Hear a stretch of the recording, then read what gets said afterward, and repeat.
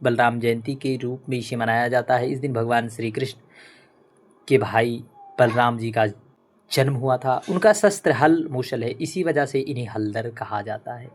बलराम जी कृषि शक्ति और धर्म के प्रतीक हैं। इस दिन उनकी पूजा करने से परिवार में सुख समृद्धि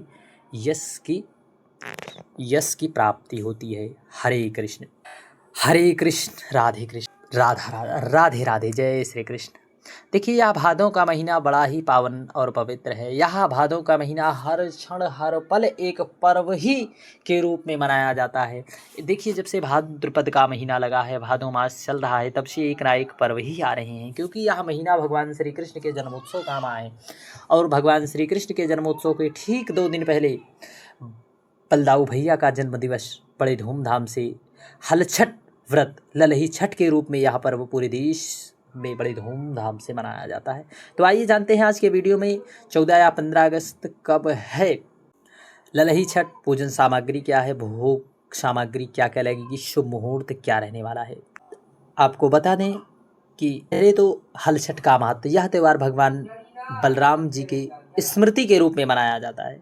शास्त्रों में बलराम जी को हल और खेती का देवता माना जाता है, इसलिए इस दिन से कृषि, संस्कृति, मातृत्व और संरक्षण का विशेष रूप से सम्मान किया जाता है। इस दिन स्त्रियां संतान सुख के लिए उपवास, व्रत आदि भी करती हैं। पंचांग के अनुसार भाद्रपद मास की कृष्ण पक्ष की षष्ठवी तिथि षष्ठवी तिथि हल छठी व्रत 14 अगस्त को गुरुवार को पड़ रही है। तिथि का आरंभ 14 अगस्त को 4:23 पर और 15 अगस्त 2:07 पर सुबह इसका समापन होगा। उदया तिथि के अनुसार 14 अगस्त को ही इसका व्रत बड़े धूमधाम से मनाया जाएगा।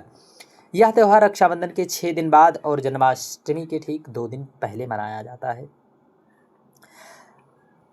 आपको बता दें, बलराम जयंती के रूप में ललही छठ, हल छठ को बड़े धूमधाम से मनाया जाता है। इस दिन भगवान श्री कृष्ण के बड़े भाई और शेषावतार भगवान बलराम जी का जन्म हुआ था और उनका शस्त्र मूसल और हल है, इसी वजह से इन्हें हलधर कहा जाता है, बलदाऊ कहा जाता है।